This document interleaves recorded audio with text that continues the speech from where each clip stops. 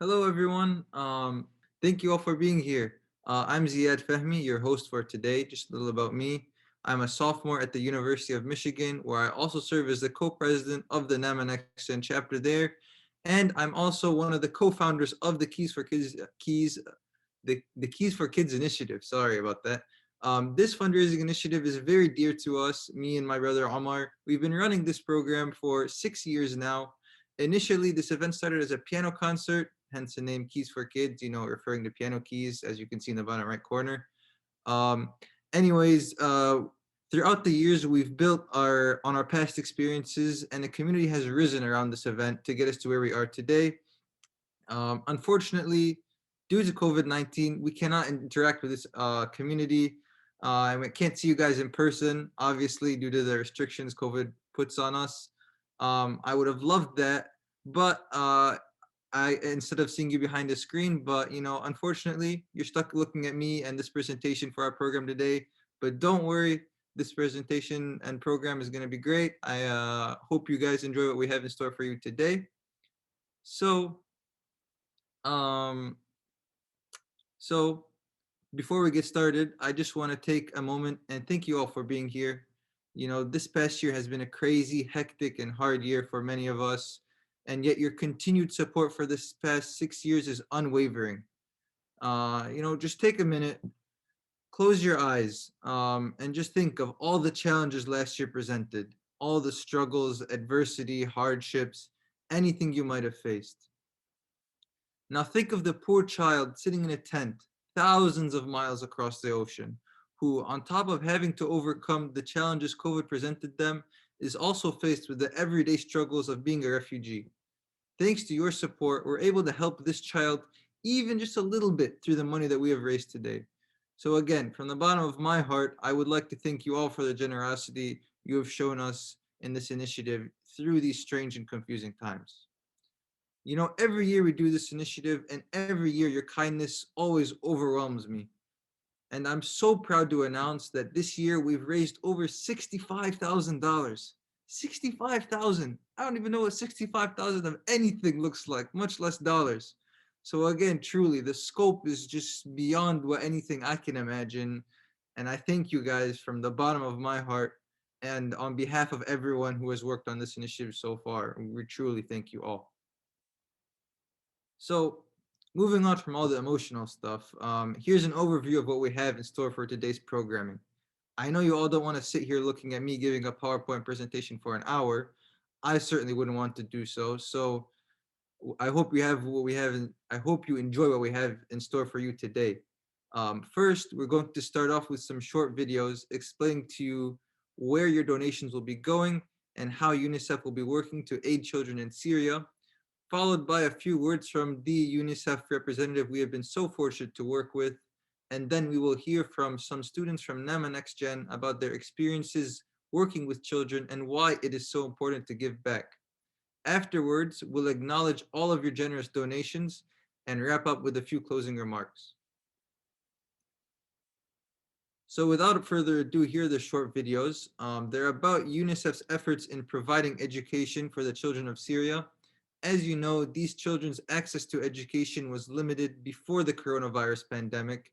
The epidemic's impact worldwide on children's education is nothing short of a catastrophe. And UNICEF's efforts in Syria are to provide easy and sustainable access to schooling for these children so they can continue their educational journeys and pursuits of anything any of their dreams. So in this first video, you'll see their efforts in the Aisha camp, in Hasaka, and in the second video, you'll see UNICEF's work in Halab. So Omar, could you play the first video, please?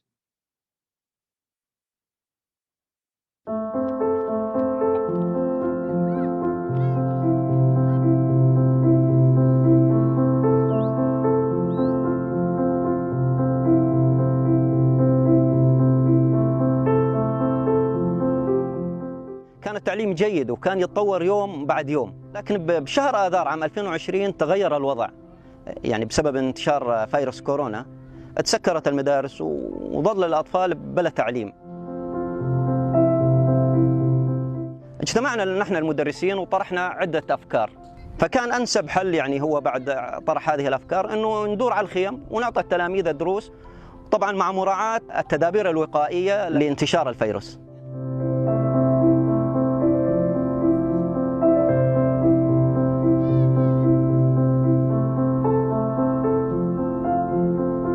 Hello, how are you?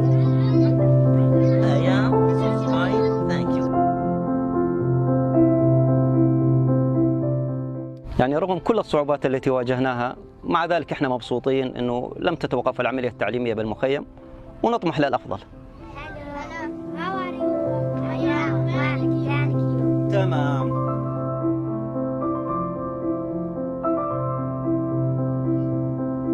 How are you? تمام ممتاز. صفقة لزميلكم.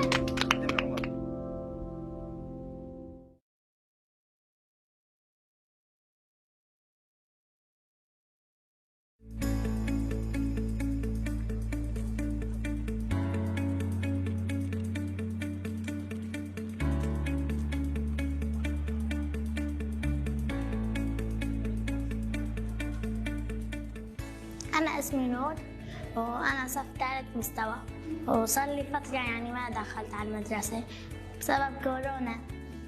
اسمي فاطمة زكوب ومستوى أول بسبب كورونا. كنت بركب البيت وما طلعت مدرسة، بس لقينا مدرسة سجلت فيها. أنا اسمي إبراهيم من مدينة حلب، مستوى أول من مدرسة الحمدانية. وقطعت من الدراسة، وقف بالبيت بركت، جيت أدرس، فتحت الدفتر صرت أعلم أختي. من أول ما جيت تعرفت على الناس الجديدة، تعرفت على رفقاتي الجداد، بعدين درست، تعلمت القراءة والكتابة. فرحت كتير، قلت لها وأخيرا بكرة فوت على المدرسة. بخص إيدي، بحط الكمامة، ما بقرب على حدا، بكون مرضانة وعم بسوي. إنه ما نلبس الحديد أو أي شيء، أو ولا نسلم على أي إنسان، من بعيد نسلم عليه عشان ما ننعدى. بدي أصير فنانة، يعني أصير رسامة. إني أطلع فنانة لأني برسم كتير. حلمي أكون أستاذ بدرس طلاب، لأني بحب اسمه هذا الدراسة، بحب الرياضيات هذول المادات.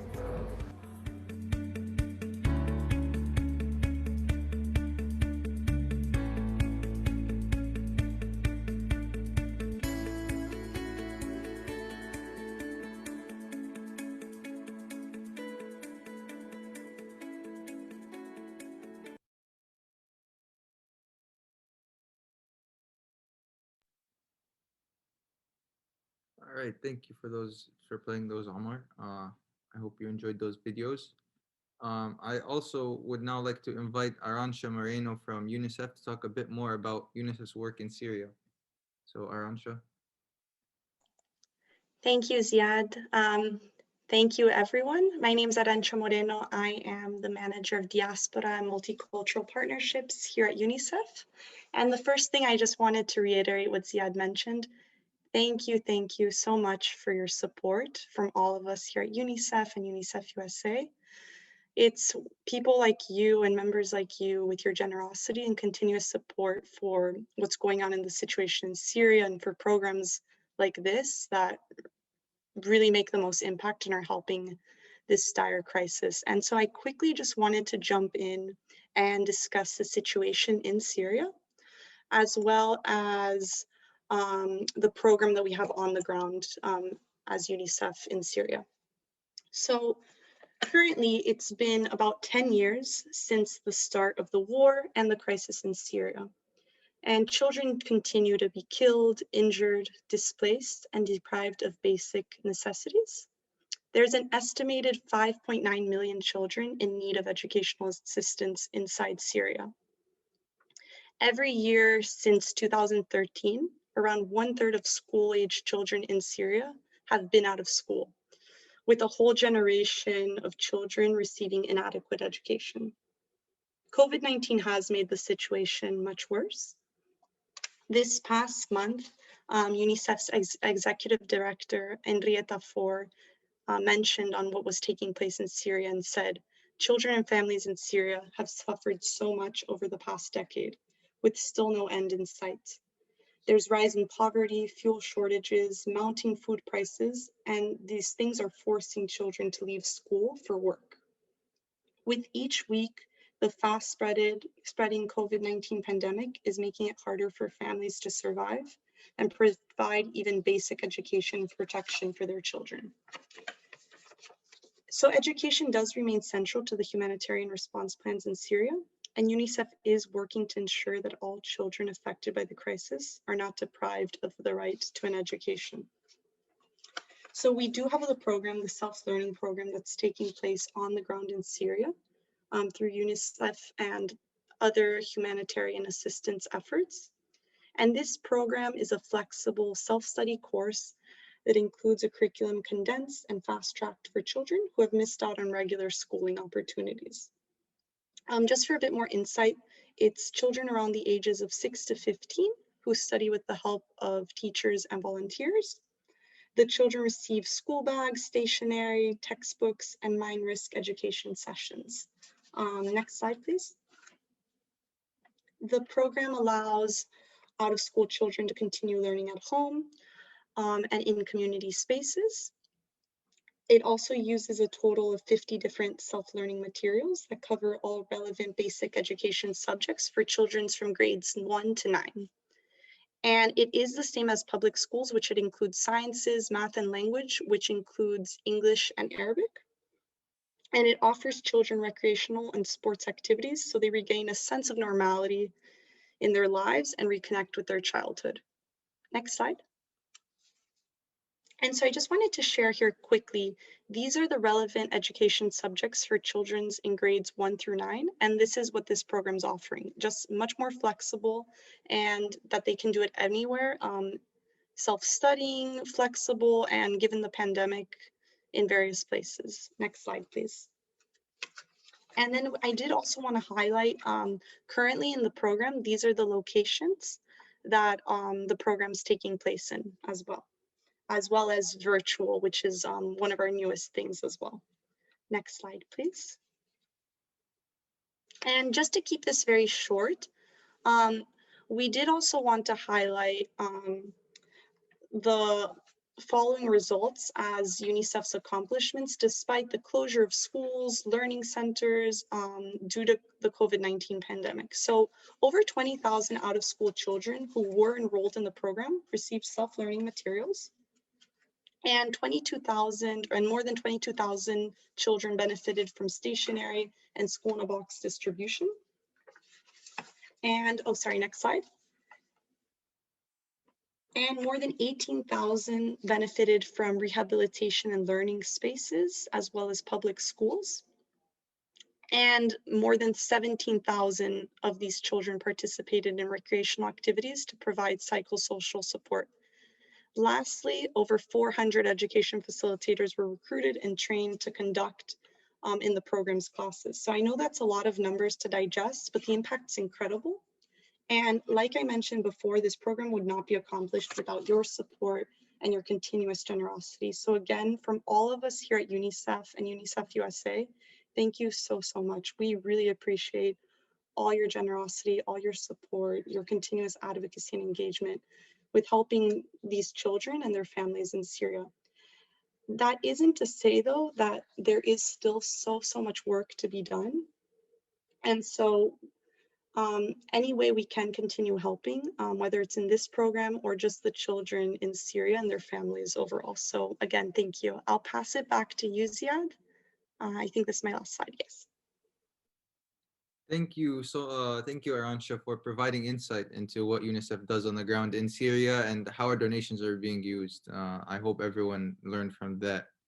So now I would like to introduce our first speaker, the other co-founder of Keys for Kids, my twin brother, Omar Fahmi. Omar is a second-year pre-medical student at the University of Michigan, intending to major in organizational studies. He serves on the UNICEF National Council and is the National Undergraduate President for NAMA Next Gen. Omar, my throat is kind of dry. I need to drink some water. So please take it away.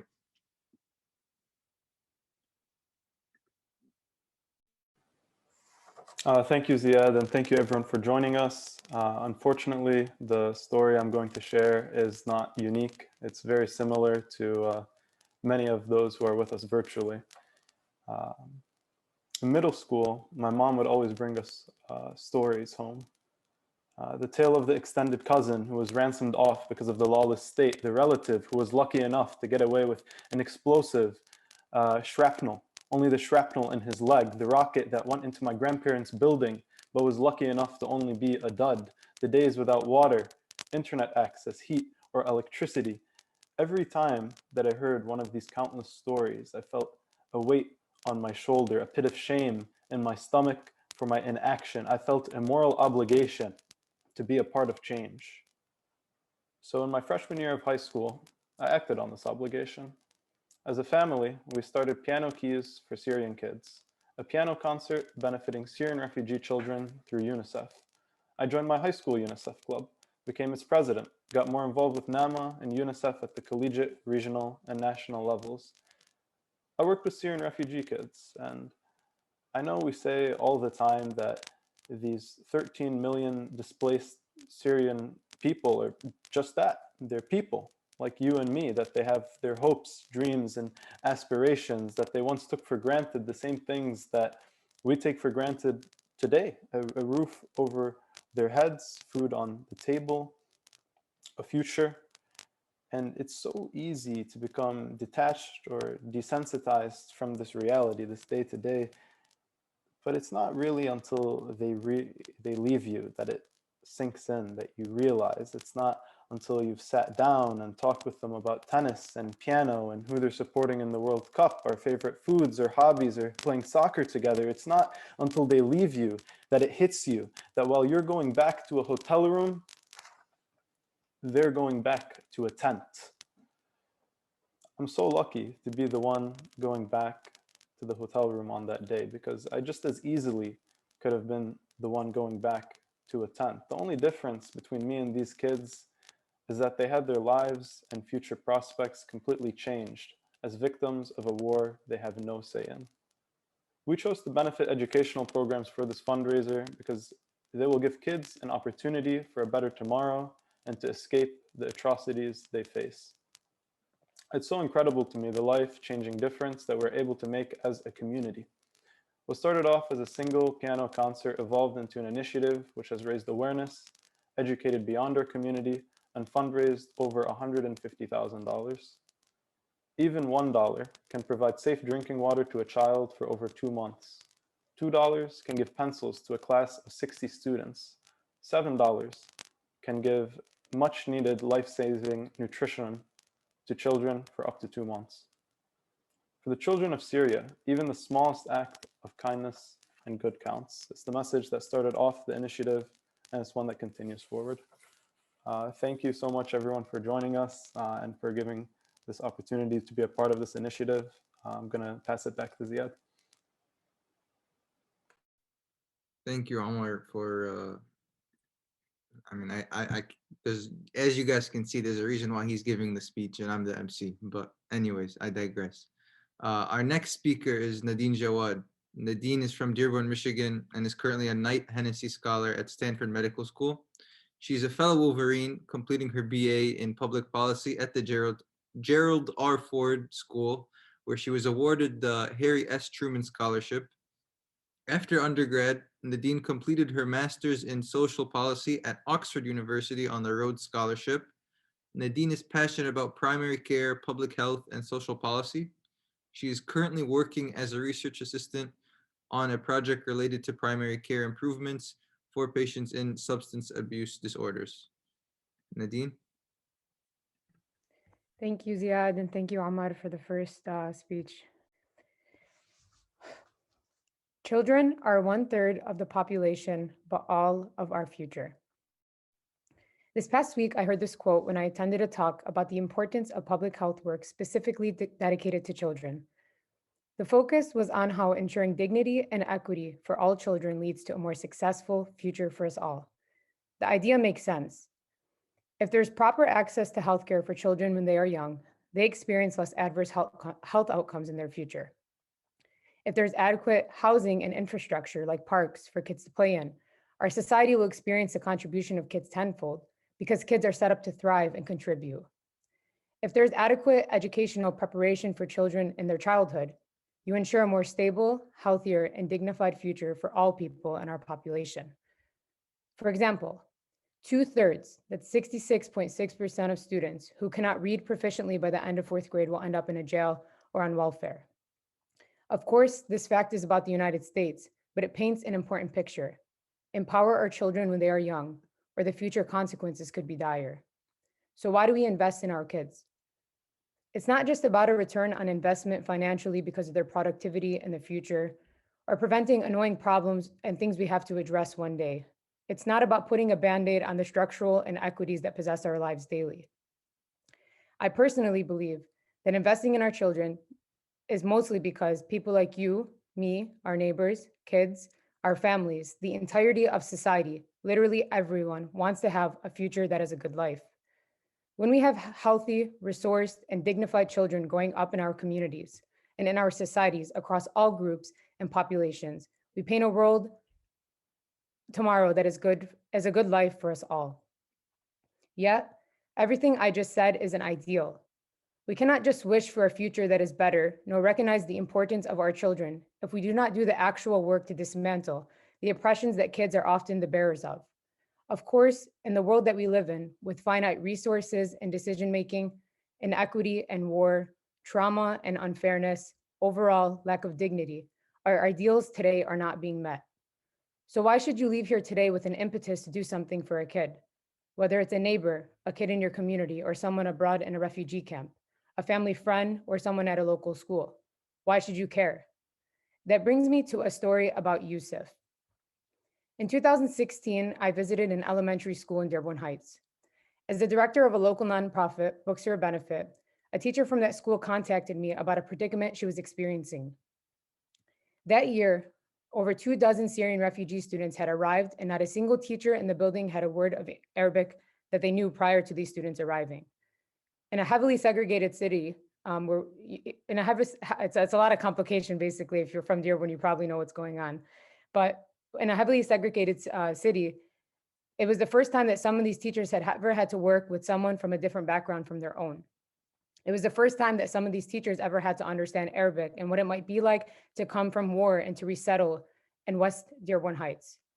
While the teachers were definitely eager to help and sweet in all the ways possible, the school was incredibly under-resourced on the poor side, west side of Dearborn Heights. She wanted to figure out how Books for a Benefit could help her students. So we visited. That's where Yusuf comes in. I worked with him, helping him pick out books he found interesting and at his level. Yet even though he was entering into 2nd grade, he was far behind what he should be reading at his age. Nevertheless, eager to read and have fun with the books, he definitely showed an impetus to learn. As time went on, he read the books, and each month the same teacher called and asked for us to return with more books. At the end of year 1, Yusuf was reading beyond grade level, something that she couldn't even imagine possible when she first met him. Of course, I knew it was possible. His English was markedly improved, and our nonprofit ensured a steady access of books for him to keep him busy while at home. Again, children are 1/3 of the population, but all of our future. Yusuf didn't ask to flee Syria. He didn't ask to be moved to a community of effectively all people who were foreign to him. He did not ask for the struggles he experienced transitioning to a school where nobody understood kids like him. But he overcame these challenges. And now, as I check in on Yusuf, I hear that he grew up to be a brilliant elementary student, and now he has a real shot at succeeding in his new home, America. But Yusuf is just one example of what can happen when we invest in a single child. Imagine now we all left this, Zoom conversation, and we went home and we did something for one child in our community. While the cards might be stacked against them, racism, xenophobia, institutionalized oppression, war, and disenfranchisement, each of us can all do our part to give a new stack of cards, one that when a kid flips over is filled with dignity, empowerment, respect, and belief in a better future. Investing in kids, investing in people like Yusuf is all of our futures. Thank you. Thank you, Nadine, for those words. I hope the story of Yusuf really resonates with everyone in the audience today. Last but not least, is Layla Abu Khater. Layla grew up in Aleppo, Syria. In 2015, she immigrated to the US and completed a BS in biology and medical humanities at Boston College. After undergrad, Layla conducted research on HIV genetic diversity in Malaysia, which was funded by a Fulbright research grant. Layla is currently pursuing a medical degree at Stanford and a master's in public health at the Johns Hopkins Bloomberg School of Public Health. At Stanford, Layla is involved in several projects to help displaced and underserved communities through surgical research and public health interventions. She is also the founder of Salam, an organization that aims to bring the Arab community together, the Arab community of health professionals and students at Stanford together.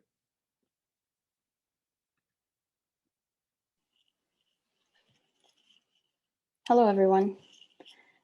So Aleppo, Syria was my hometown. It's where I grew up. It's where I learned to ride a bike, where I had my first heartbreak, 4th grade, and I haven't forgiven him yet. I went to high school there. I did 2 years of dental school before things got too bad and we had to leave.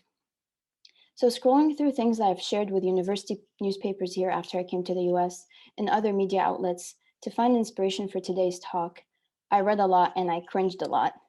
So first I was wondering if my future self is looking at me cringing now as well. Is life an endless cycle of cringing? But more important, and to today's topic, a pattern emerged from reading everything I've shared over the last few years. Yes, throughout these pieces, I shared about and I mentioned constant darkness because of electricity outages. I mentioned cold because we couldn't afford gas. I mentioned RPGs, Kalashnikovs, explosions, suicide bombing, so many funerals. I mentioned the search for blown up remains of a nun. I mentioned how the windows of my house were blown out of their frames because of an explosion nearby. I talked about kidnappings, drownings as people tried to swim away for safety. I mentioned a lot of death, destruction, and loss. But what I really saw, the pattern that emerged is that I was trying so hard to show that during all that happened, I was a kid, I was a teenager, that my friends and I, to be honest, we did dumb things that proved our youth, proved our innocence. It's really cringy. In the span of one paragraph, I mentioned how I watched Game of Thrones, how I attempted to straighten my hair for a party, lost cause. How I was prepping games for a sleepover afterwards. I mentioned underage drinking and kids being kids. I talked about studying in the dark, studying with candlelight, how I was a student, how I had exams that I stressed about. First, I realized that my university newspaper had a really low bar, but I also realized that even though at the time I didn't notice the pattern, but now I see that even though I put up a front, that war and destruction happens everywhere. It's part of our human history. It's something I've accepted. I realize now that I never accepted having my years as a carefree, innocent child taken away from me. And me writing about those brief moments of innocence was my way of paying tribute to those lost years, lighting a candle for each year, each lost memory, and each lost life. By sharing some of these reflections with you, I wanted to bring to light that for children, this trauma is internalized. There's research that says it modifies our genetic structures. We can pass it along to our children. We have to live with it. But there's a way to overcome that, or to begin to overcome that.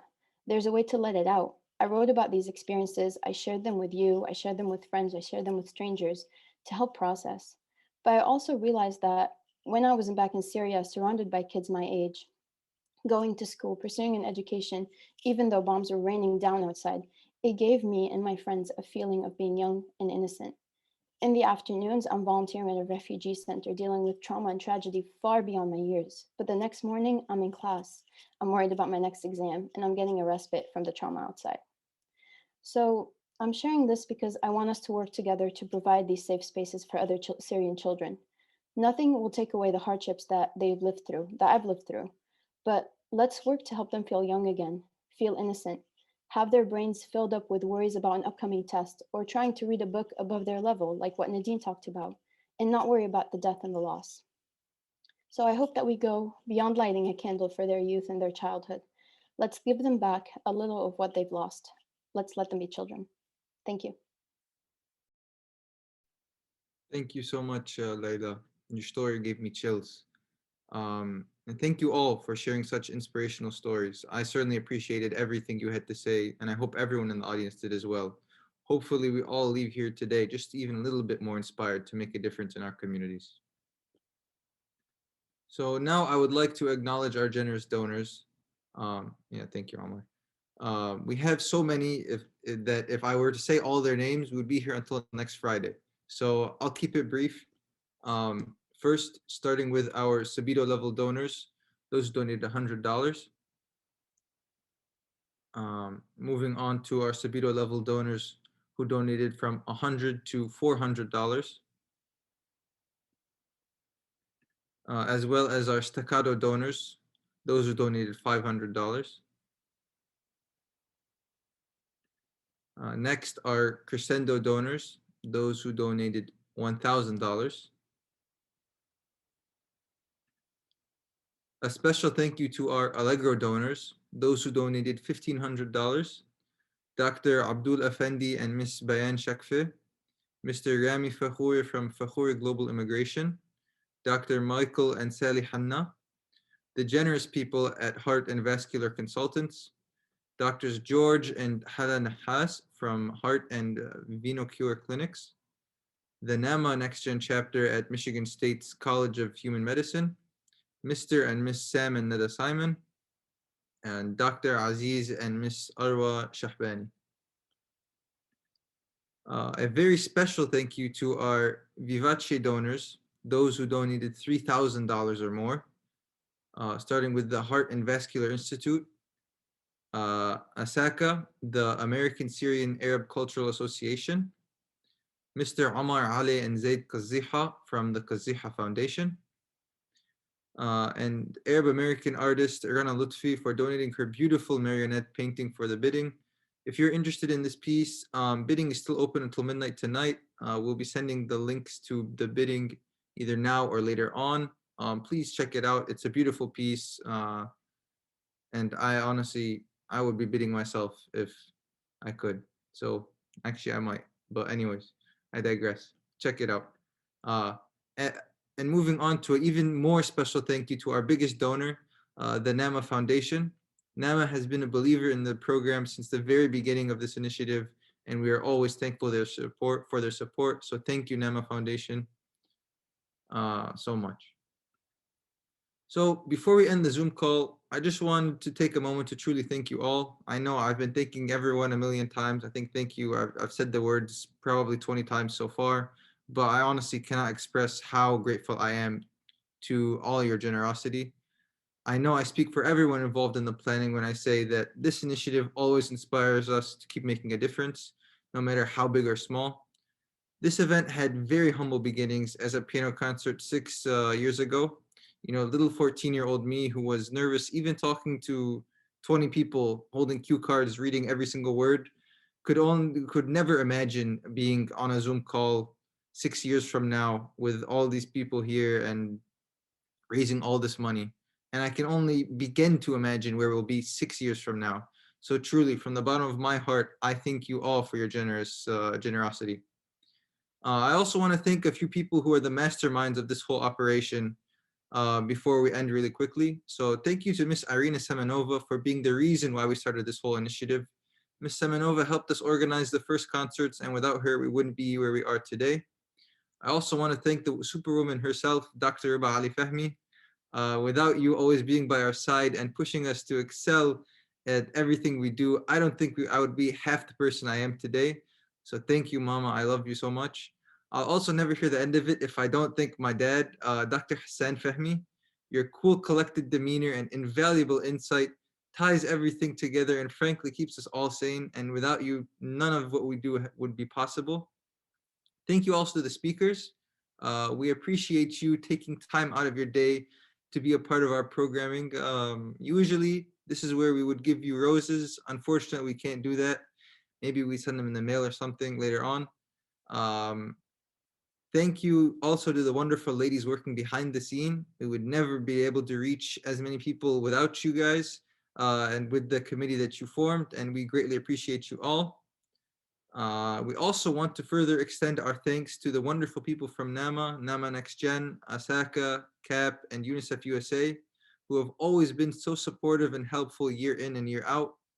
This initiative is not possible without the wonderful people behind it, and every year it feels as though as a community forms, rallying together behind our collective cause.